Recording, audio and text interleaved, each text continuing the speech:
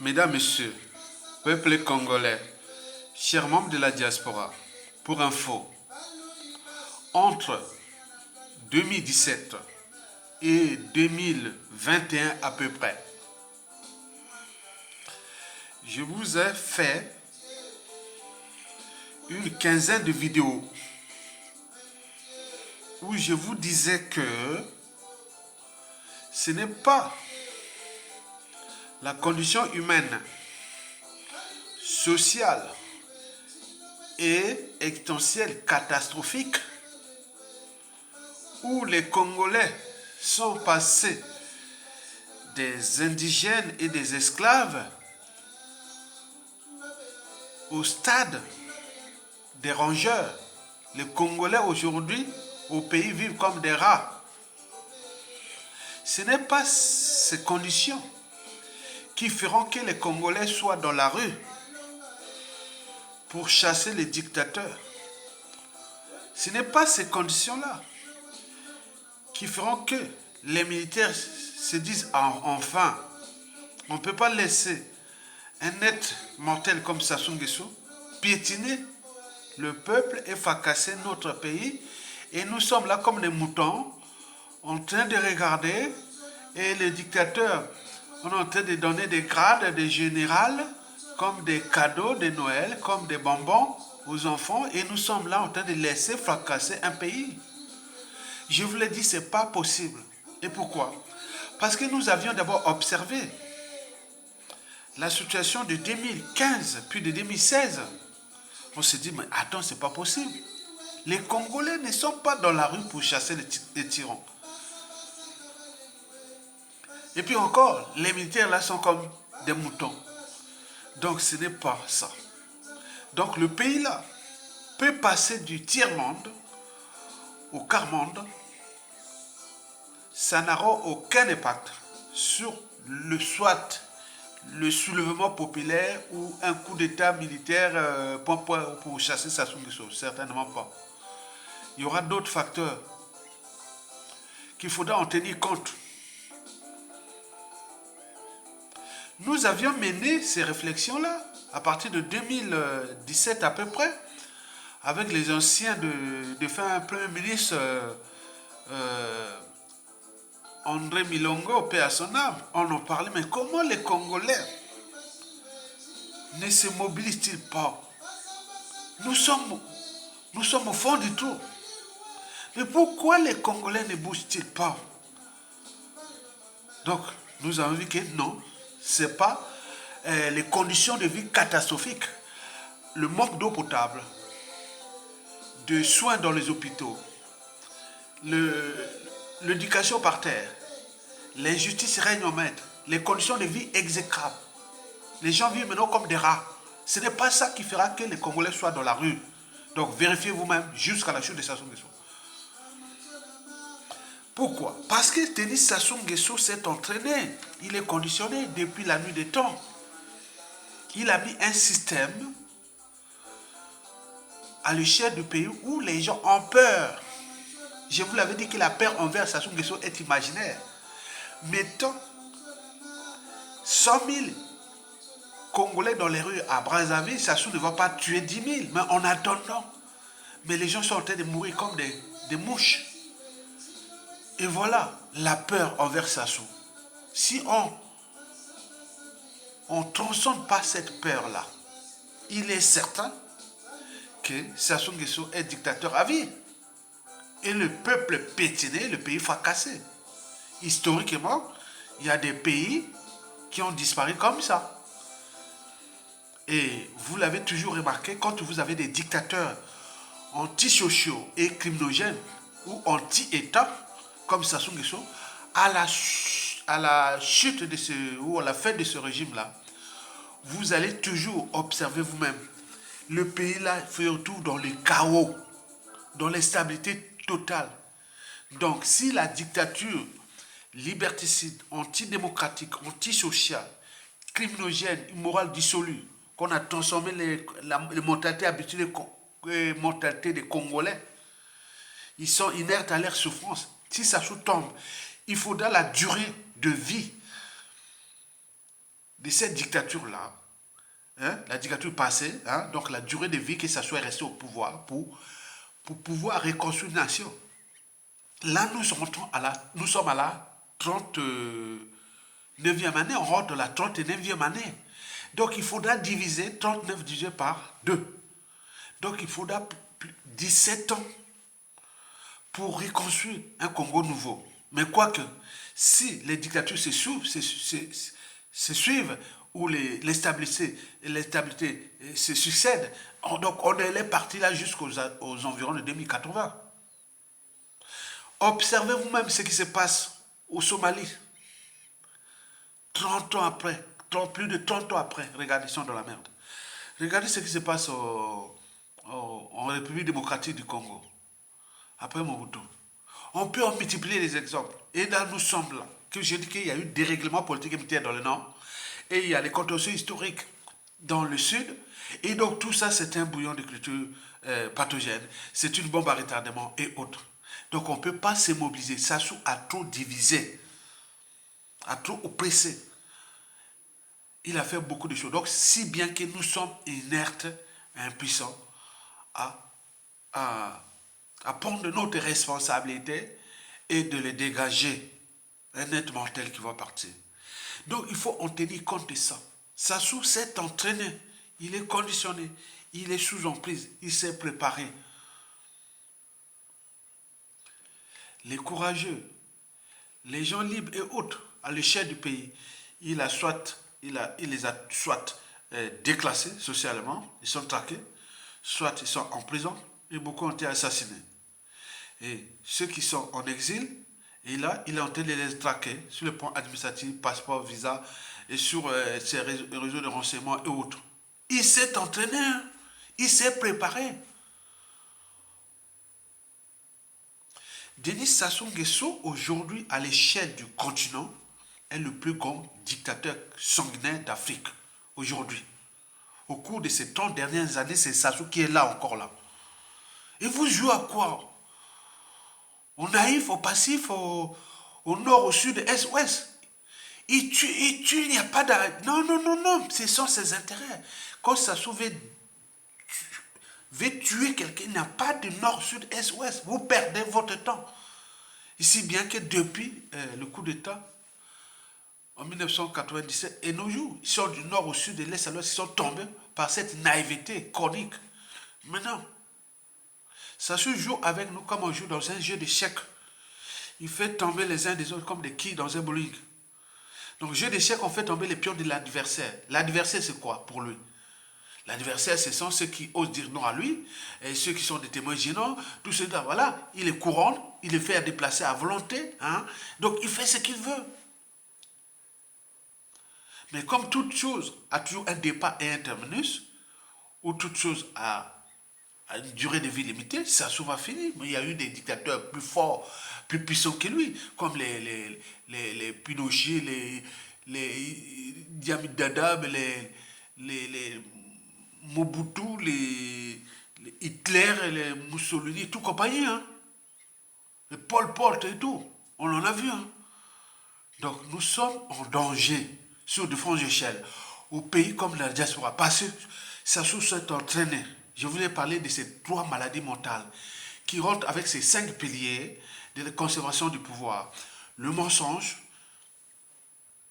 la mégalomanie, le cynisme, la corruption et la ruse. Le mensonge pour cacher tout ce mal qu'il fait aux uns aux autres, pour dribbler tout ça, même son profit douteux, on l'a dit. Et la mégalomanie parce qu'il s'est conçu les rêves d'un pouvoir éternel. Dès son malheureuse enfance, et là il est arrivé, il est maintenant, voilà. Tout le monde entier vient l'écouter, autres. Voilà. C'est un dictateur. Sa mégalomanie, c'est ça. Le cynisme, pourquoi? Le cynisme, c'est pour effacer ces trucs-là, renouveler. Regardez des images de ces gouvernements ou de tous ceux qui sont autour de lui, dès le coup d'État et jusqu'à nos jours. Beaucoup ont été déclassés, beaucoup ont été forcés à l'exil, beaucoup ont été assassinés. Le cynisme, c'est pour se venger de ceux qui font obstacle obstacle à lui, mais également à ceux qui trouvent que c'est maintenant, vous êtes avarié, quoi. Vous êtes un témoin gênant, vous êtes un serviteur gênant, ils vous tuent. Donc, il n'y a pas de marge de manœuvre pour ceux qui travaillent avec Sassou. Si tu gardes là, parce que tu es encore utile pour ces coups bas et coups tordus contre le peuple et pour la conservation de sa tyrannie. Donc vous partez du mensonge, la mégalomanie, le cynisme, mais vous avez aussi la corruption. Sans la corruption, Sassou Nguesso n'est rien. Sassou ne joue que par la corruption. Si bien que le produit intérieur brut du Congo, l'argent du peuple congolais, l'argent de l'État, il faut se dire que s'il y a 100 dollars qui rentrent dans les caisses de l'État, il y a 30 dollars qui vont pour la corruption, au pays comme dans le monde entier, pour qu'il conserve sa tyrannie. Mais enfin, il y a la ruse. La ruse, il est malin, il sait qu'il a du temps. Il a du temps. Donc, il est placé là, il sait qu'il a du temps. Vous pouvez partir, vous revenez vers lui toujours. Bon, ben après, soit il vous tue, soit il vous déclasse, vous humilie, il fait ça. Donc, retenez ces 5 piliers-là de Sassou. Vous devez en tenir compte. Sassou n'est pas une génération spontanée. Ça risque de se répéter. Ces mêmes piliers-là. Le mensonge, la mégalomanie, le cynisme, la corruption et la ruse. Mesdames, Messieurs, peuple congolais. Donc, nous sommes dans un milieu hostile face au tyran qui s'est entraîné, qui s'est conditionné. Donc, nous avions constaté, j'ai dit non, mais c'est pas possible. Comment le pays dans la merde, c'est-à-dire, vous avez des différents dictateurs. Hein. Il y a des dictateurs nationalistes, patriotiques, patriotes et tout compagnie. Historiquement, quand on parle des dictateurs, les défauts des dictateurs, historiquement de tous les dictateurs, c'est qu'ils bouffent l'argent de l'État pour sa sécurité, pour se maintenir au pouvoir. Ça, c'est les standards de tous les dictateurs. Et après, ils s'attaquent aux opposants, résistants et autres. Ça, c'est les dictateurs. Mais au contrepartie, ils s'occupent parfois du peuple et du pays. Observez vous-même tous les grands dictateurs du monde entier, déjà pour ces 100 dernières années. Ils s'attaquent aux opposants, aux dissidents et autres, c'est la règle. Et aussi, ils bouffent l'argent de l'État parce qu'il doit se protéger. Parce qu'à chaque fois que vous confisquez les pouvoirs, il y aura toujours des formes de résistance. Et ces résistances-là, c'est quoi? Les opposants, le peuple et autres. Donc, il faut se protéger. Donc, ça aide. Mais Sassou, c'est pas que ça. Sassou fait ça aussi. Mais, en plus, il est venu pour piétiner le peuple. Son capital d'essai est énorme. Et deuxièmement, il est là pour fracasser un pays. Regardez tout ce que Sassou a construit la tombe en paille. C'était des trucs d'occasion. Et l'argent va ailleurs. Vous imaginez? Donc nous sommes là pour éveiller les consciences. Parce que quand les idées pénètrent les masses, les peuples s'éveillent. C'est comme une ampoule avec l'électricité. C'est comme un portable, un téléphone portable ou un ordinateur avec des programmes. C'est comme la conscience. Quand elle s'éveille, les choses se transforment. Donc nous sommes là pour éveiller les consciences. Mesdames, Messieurs, peuple congolais. Donc ce n'est pas la condition humaine catastrophique et déplorable et autres qui feront que nous soyons dans la rue. Non, on a trop peur. Sassou a depuis oppressé, fliqué, traqué, divisé et autres. Mais il faut, au niveau mental, il faut... Non, ce sont des processus qui demandent du temps. Donc la situation des décisions qui se dégagent, ça sera soit quelque chose de structuré ou organisé par une force, une puissance étrangère qui dit on vient vous donner un coup de main en contrepartie, et voilà. À défaut, bon ben, il faut arriver qu'il y a des choses qui ne peuvent pas durer aussi comme ça. Il y aura peut-être quelqu'un ou un groupe d'individus qui va, voilà, comme disait Margaret Mead, ne doutez jamais qu'un petit groupe d'individus conscients et engagés puisse changer le monde. Historiquement, c'est fait de cette façon-là. On en a vu à les Assimi Goïta, on en a vu les capitaines Ibao Traoré, on en a vu au Zimbabwe, on en a vu partout. Donc il y a des gens parfois comme ça. On va là, croisons les doigts. Mais en attendant, voici pour vous les 5 préoccupations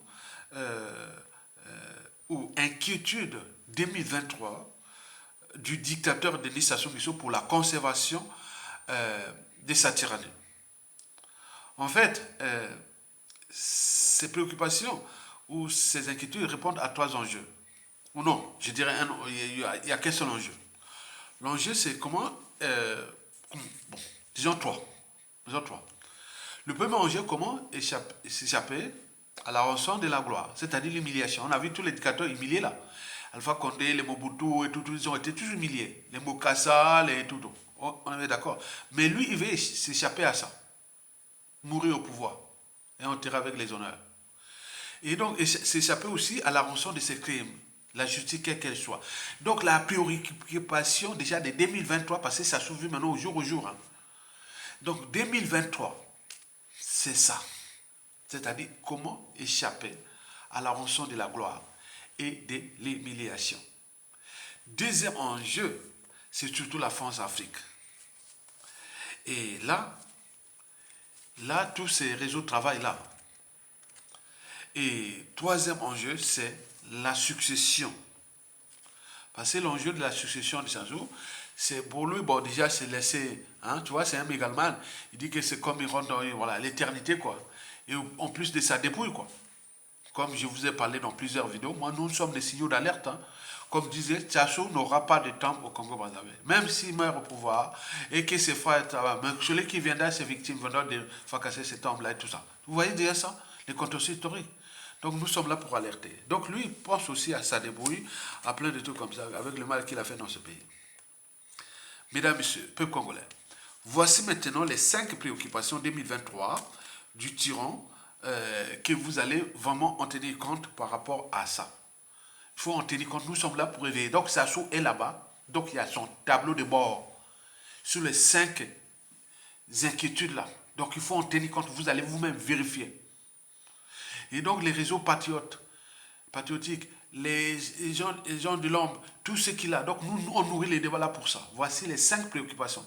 Même l'éducateur lui-même va pas, il va les confirmer. Parce que ce ne sont pas des trucs qui sortent comme ça. Ce sont des faits, ce sont des réseaux de l'homme qui nous informent par rapport à ça. Et nous, au point de vue intellectuel, on crée, on essaie un peu de suturer ça.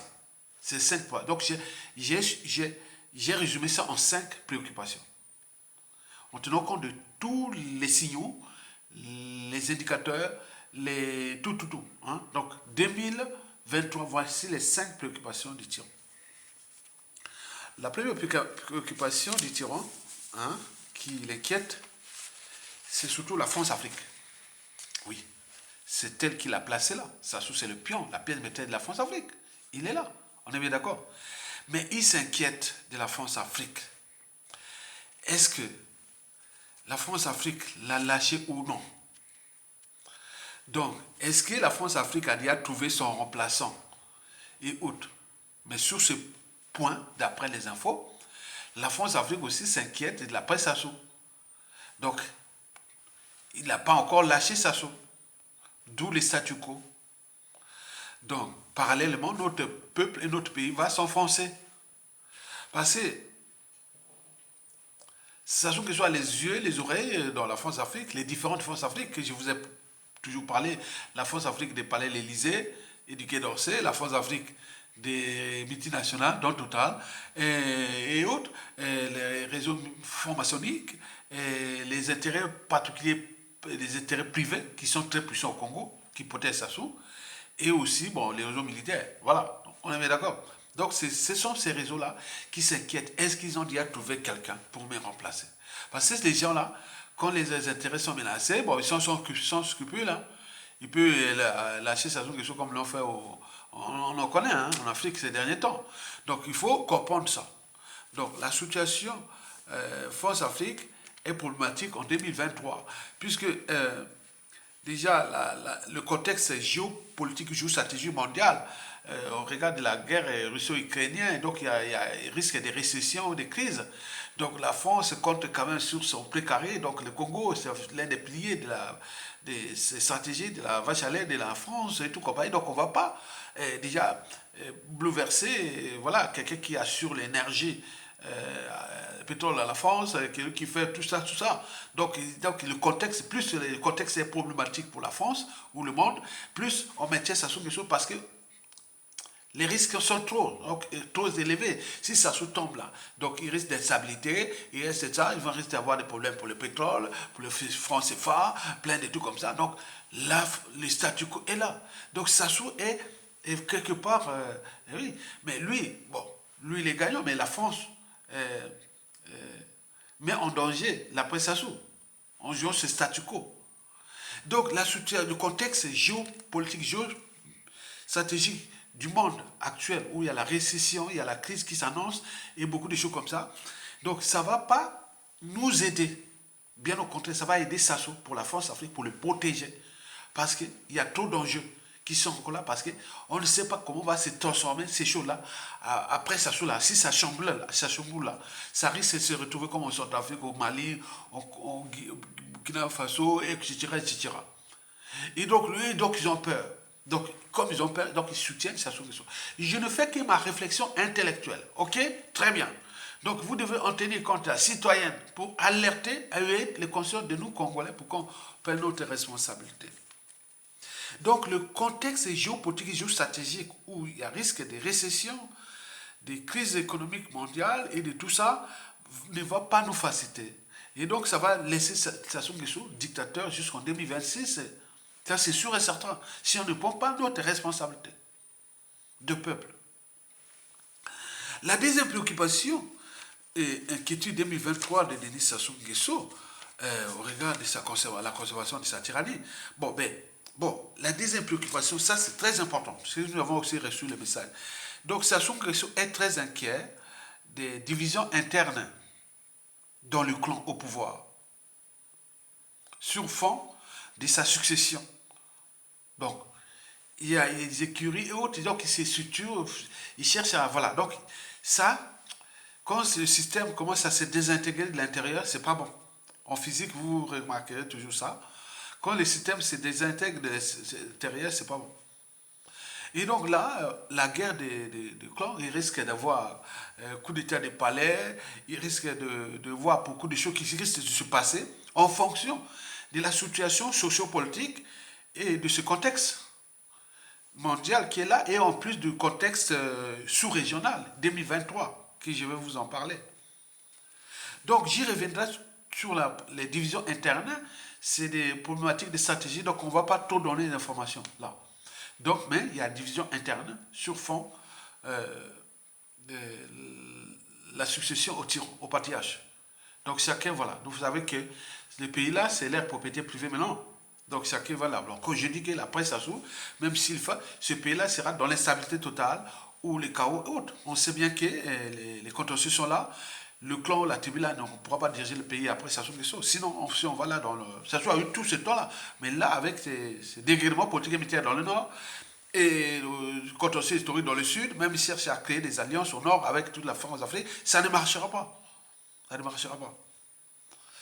Mesdames et messieurs, peuple congolais, la troisième préoccupation et inquiétude du tyran en 2023, ce sont surtout les quartiers nord de Brazzaville, là. Tout là où il y a des nordistes, là. À Brazzaville, il parle aussi de Monsakra, le Koulela, qu'on appelle la Likwala et tout ça, avec les inondations qui sont passées là. Mais là, il a croisé les doigts parce que, bon, lui s'inquiète, il ne veut pas que... Là, c'est son fief électoral ou de ses sujets indigènes où la plupart de ses serviteurs, soi-disant, parce qu'elle a divisé le pays en nord et sud. Donc, dès qu'il y a des problèmes dans les quartiers nord de Brazzaville, ça l'inquiète. Que les quartiers sud ou autres, ils s'en foutent. Ça se parce que ces gens-là, ces sujets, ces indigènes, ces serviteurs volontaires autres, ils viennent de ces quartiers. Si tu viens servir Sassou Nguesso à la présidence, ou à Pilaou, tu sers, tu vois, tu es derrière là, les militaires là, qui servent, les gars, ils ne sont pas aussi riches que ça. C'est rien du tout. Et donc, quand ils rentrent là-bas, bon, on a l'air véhicule est un Théo, effectivement, va te faire voir. C'est pour se frimer, mais ce sont des enfants qui sont pauvres. Ils sont tous pauvres. Voilà. Donc, quand ils rentrent dans les quartiers nord, là, après avoir servi station de chaud là-bas, au gardez-vous et tout ça, tu rentres chez toi, tu n'as pas d'eau, tu n'as pas d'électricité, tu es dans la boue. Mais quand le nombre là se multiplie, donc c'est pas bon pour ça. Donc, il se préoccupe des quartiers nord parce que tous ces quartiers nord de Brazzaville ou le nord là-bas, parce que lui, il pense que c'est là où se trouve ce qui les sert. Parce qu'il risque de. On peut se dire, bon, ben, c'est un problème de conscience. Vous êtes là 2 ou 3 ou 4, vous allez servir Sassou Nguesso, et vous venez chez vous, vous êtes dans les boulements, toute votre maison est enfoncée, les enfants, les femmes sont, il y a eu peut-être un mort ou deux morts, et vous êtes là de matin, vous allez où à la présidence pour aller servir Sassou Nguesso, alors que c'est lui le problème. Donc il faut être fou. Si bien que, bon, ces derniers temps, on nous a signalé que des militaires qui ont giflé Jean-Jacques Bouillard à la présidence, là, et Jean-Jacques Bouillard a fait le mea culpa parce qu'il dit, ah tiens, comment un militaire, des gardes, qui vient me gifler, mais c'est que ça vient pas de ce gars-là, ça vient de haut. Donc il a obtempéré, il a vu que bon, là c'est un message, que ça se dit à Jean-Jacques Bouillard, son neveu, des grands travaux, et qui avec son magot qui est caché en Chine, et qu'on ne peut pas le virer parce que lui-même, c'est lui seul qui connaît ces magots-là qui est en Chine, et on peut en multiplier les exemples. Donc entre eux là-bas, ça chauffe. Donc dis, mais tu vas nous foutre le bazar dans les quartiers nord là, parce que tes grands travaux là, regardez, répare ça, comment on va faire là. Donc là, l'ont giflé, et il n'a même pas réagi, hein, parce qu'il sait bien que ah, si je réagis, comment, voilà, tu es là, on te gifle, tu te demandes pourquoi ça. Et, bon, donc ça venait peut-être en haut là-bas. On dit que avec tes travaux de merde là, et voilà, donc tu risques de nous laisser la mauvaise image dans les quartiers nord de Brazzaville, dans le nord, parce que là, tout est en train de se fonder là-bas. Donc c'est entre eux. Comme on dit chez nous, Bango la Bango, c'est eux à eux. Là-bas au Congo, on dit eux à eux. Donc c'est, comment on peut dire ça? C'est entre eux. Donc là, en Afrique, on aime un peu mettre l'humour, on dit eux à eux. Bon, donc tu comprends? Vous comprenez? Excusez-moi. Voilà. Donc la troisième préoccupation là, c'est ces sons-là. Donc, mais là, la grande saison des pluies, elle est déjà passée parce qu'elle est vers la fin. Maintenant là, il va rentrer la petite saison sèche, et après la petite saison de pluie, après la grande saison sèche. Donc là, la calmie, donc ça se dit, ah peut-être, on attend maintenant que septembre, octobre prochain. Et donc pour l'instant, donc c'est ça. Voyez déjà ça. Donc les gens vont travailler, ils sont là dans le palais des congrès, dans les trucs, dans les sièges de Sassou, on voit les bien habillés, alors quand tu rentres chez eux là-bas, c'est la boue. La mentalité, tu vois, Donc, là, la préoccupation là est très importante parce que Sassou ne veut pas que les quartiers nord là soient dans la merde émotionnelle, que ce soit le problème émotionnel et tout, ça risque de... Voilà. Donc lui, comment il gère ça, on ne sait pas, par contre, que c'est la troisième préoccupation du tyran. Maintenant, la quatrième et l'avant-dernière préoccupation du tyran, c'est surtout la géopolitique sous-régionale. Vous le savez qu'il y a 3 élections présidentielle cette année sur les pays périphériques. Vous savez, Sassou pour revenir au pouvoir à travers les coups d'État sanglants France-Afrique du 5 juin au 15 octobre 1997 qui avait déjà coûté la vie à 30 000 Congolais.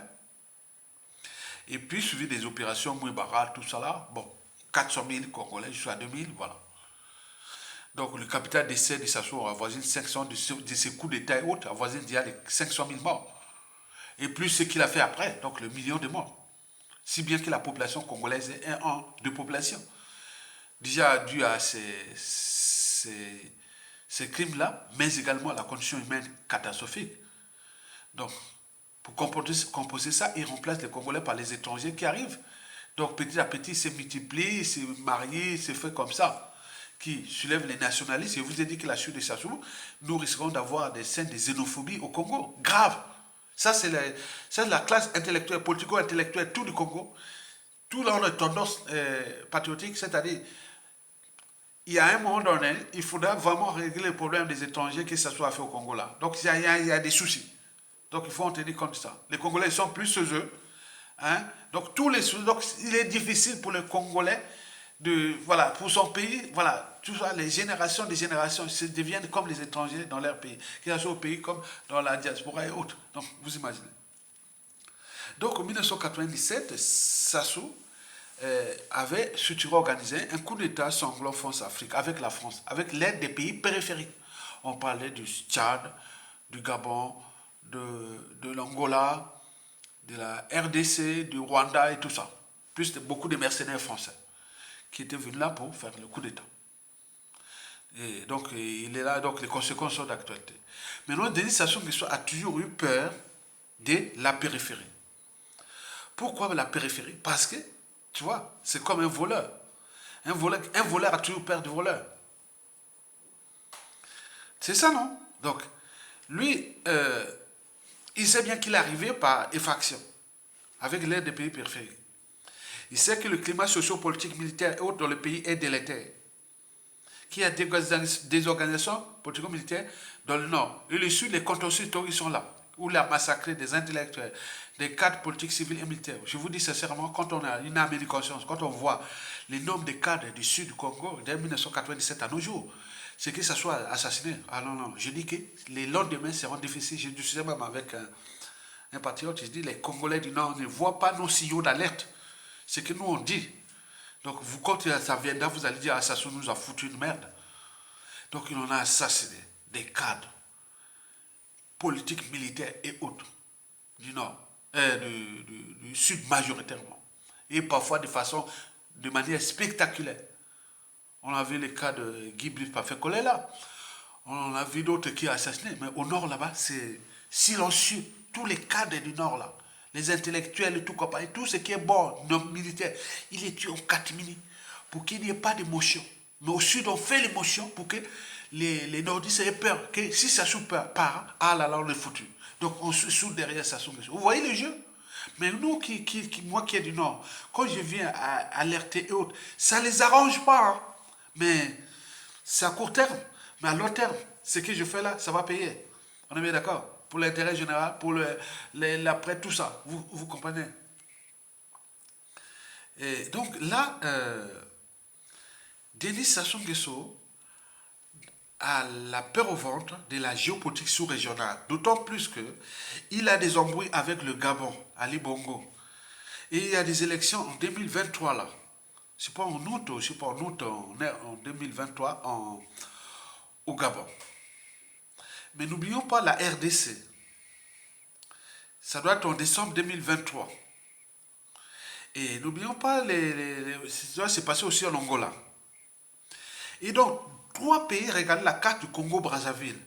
Là où il y a l'Angola, le Gabon, la RDC. Vous savez que les Centrafrique en haut est déjà hostile à Sassou.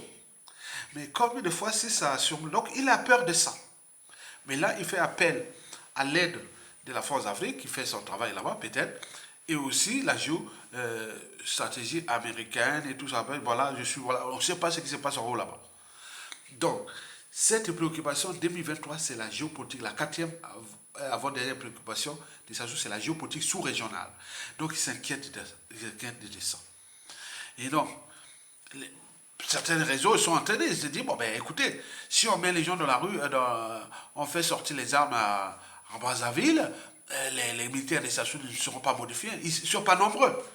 Avec le peuple, les autres militaires, ça va se terminer par un bain de sang. Donc, ce qui risque d'arriver, c'est-à-dire quelque chose qui sort brutalement à Brazzaville, là, et avec l'aide des pays périphériques ou autres, et ça va se chambouler. Et ça va aller très vite. Donc, vous imaginez ce que Sassou imagine déjà son scénario dans la tête. Donc, il a des soucis avec le Gabon, d'Ali Bongo. Il a des soucis avec Joao Lorenzo de l'Angola, qui temporise parce qu'il y a les pétroliers Total et aussi les Américains qui sont là, c'est l'Occident, donc ils temporisent, voilà. Mais il y a aussi la RDC qui est dans la situation qui est telle que, bon, ça peut se chambouler. Et donc là, voilà, donc ce qui peut arriver là-bas. Donc vous imaginez. Mesdames et messieurs, la 5e et la dernière préoccupation de Sassou Nguesso en 2023, ce sont la situation macroéconomique. Parce que, bon, ben, déjà, macroéconomique, parce que Sassou n'a jamais, c'est pas un gestionnaire, il n'a jamais géré, il ne sait pas gérer. Avant qu'il arrive au pouvoir, on n'avait pas le pétrole, on n'avait que du bois précieux. Tu faisais de nous, jusqu'à aujourd'hui, troisième pays producteur de bois.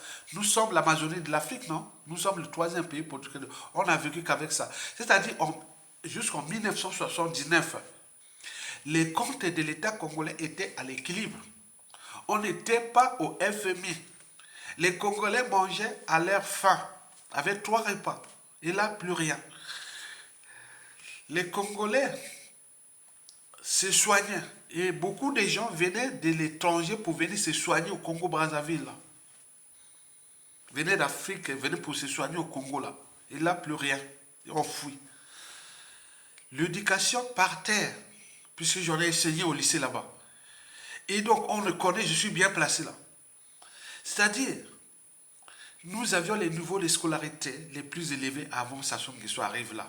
On en a fabriqué des bons. C'est-à-dire, s'il n'y avait pas eu la malchance de rencontrer Sassou, et avec les pétrole que nous avions là, nous serons parmi les pays émergents d'Afrique. C'est terrible.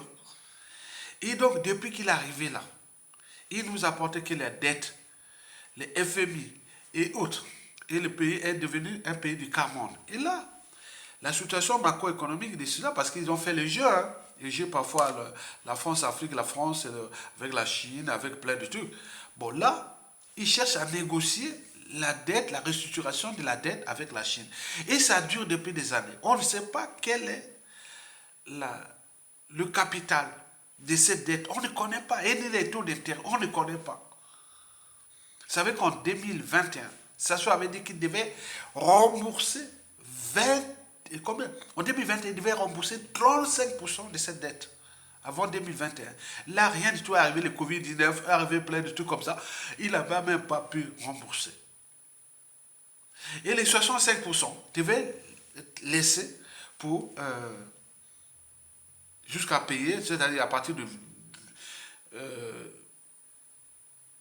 2021 à 2046, c'est-à-dire en janvier 2046, il s'est engagé à payer 65% de la dette restante.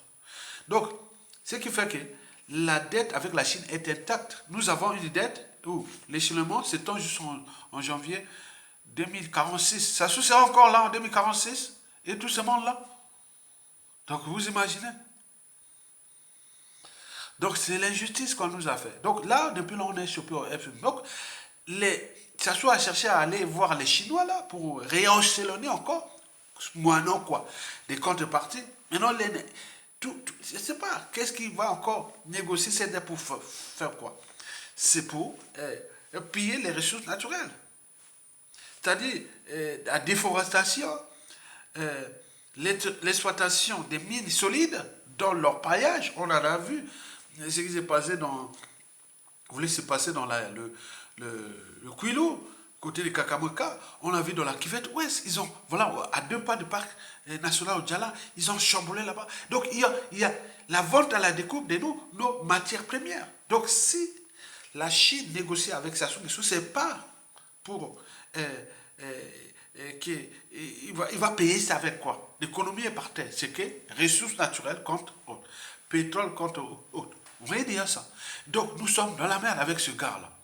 Et donc vous y comprenez que la situation macroéconomique du pays, due déjà à la crise russo-ukrainienne et le contexte de récession mondiale, Sassou n'aura pas la marge de manœuvre de trouver l'argent au FMI, puisqu'avant tout, on lui donnait tout.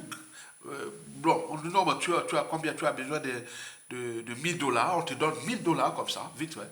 Mais là, on dit, bon, ben, tu as besoin de 1000 $, oui, mais on va te donner, pas 1000 $ d'un seul coup, on va te donner déjà 100 $. Tu vas faire des efforts. Si tu fais des efforts bien, on va te donner encore, on va t'ajouter 300 $ l'année prochaine, et après on va ajouter 400 $ l'année d'après, et autres. Mais là, c'est des contraintes. Lui, il n'aime pas ça. Et donc là, ça a échoué depuis 2018. Il ne peut pas. Il ne sait pas. Il a changé ses ministres d'économie et de finances, tout ça compagnie, donc contrôle. Donc la situation macroéconomique du Congo est catastrophique en 2023. Déjà, le budget 2023, qui était déjà calqué sur le baril de pétrole à 85. Mais là, il fluctue entre 75 et 80. Il était parti de 85, le budget 2023. 85 $. Parce que c'est son économie qui a acquis du pétrole. Le bois, les mines, tout ça, c'est dans l'opacité totale. Les Congolais ne connaissent pas comment ils gèrent l'air là. Ils ne savent pas. Et que ce pétrole monte ça. Mais le pétrole là est aussi géré dans l'opacité totale. Avec le mot total qui gère ça. Vous imaginez. Donc il s'agit d'une exploitation d'un pays.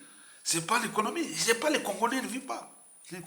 Donc le budget 2023 est faux. Puisqu'il fut calqué sur le baril de pétrole à 85. Alors qu'aujourd'hui, si vous voyez les barils, il est aussi autour de 80, 78, et peut-être qu'il va descendre quand la crise va s'augmenter, quand la Russie, après l'hiver, là, ils vont commencer les bombardements et tout ça, l'économie mondiale va encore se fonder. Donc 2023, c'est pas bon pour la... Non. Donc c'est un pays qui sera dans la merde. Et donc, sur ça, donc, vous venez comprendre que Sassou n'aura pas d'argent. Donc, la priorité pour lui, c'est déjà les militaires. Donc, tout. C'est-à-dire, les étudiants peuvent être dans la merde, il n'y a rien. Expulsés par-ci, par-là, dans le monde entier, sans argent. Qu'est-ce que ça peut faire? Parce qu'ils n'aiment pas l'éducation. Ils n'aiment pas ce pays. Donc, les étudiants, rien. Les fonctionnaires, bon, on va faire, voilà, ça dépend quel fonctionnaire. Même les agents municipaux des communes des villes du Congo n'ont même pas de salaire depuis 3 ou 4 ans. Donc on fait du travail obligatoire. Les SEO, c'est interdit ça, travail obligatoire. Hein? Travail gratuit, c'est quoi ces choses-là? Et les Congolais sont là. Maintenant, enfin, bon, vous avez aussi les retraités, bon, ben, c'est au compte-gouttes. Hein? Donc il faut se dire que la priorité, ça joue, c'est les militaires. Donc ça, ils jouent là, parce que si ça chamboule, autre. Et les militaires devient le problème aussi. Comment quelqu'un est en train de détruire un pays? Il vous donne les salaires. Donc, il a divisé ce pays que lui avec ses militaires. Et tous les restes dans la merde. Tous les restes dans la merde. Nous avions parlé pour politique sociale quand on faisait les assises nationales du Congo. On disait, avec les ressources que nous avions, le pétrole et tout compagnie, beaucoup de ressources, nous aurions, tout Congolais aura au moins 50 € chaque mois. On donne son travail, des aides. C'est un pays riche. Mais là, ils sont tous dans la merde. Enfin, donc, Denis Sassou Nguesso n'a rien à foutre avec nous. Donc, voilà les préoccupations qui font que lui, l'enjeu est déjà ce que la France-Afrique le dicte comme tempo, en fonction des enjeux France-Afrique et de la France. Deuxièmement, pour la conservation des Atyraniens. Et voilà. Donc, nous sommes en train de laisser détruire un pays et par nous-mêmes. C'est à nous de prendre notre responsabilité. Voilà pour l'information. Je vous remercie. À bientôt.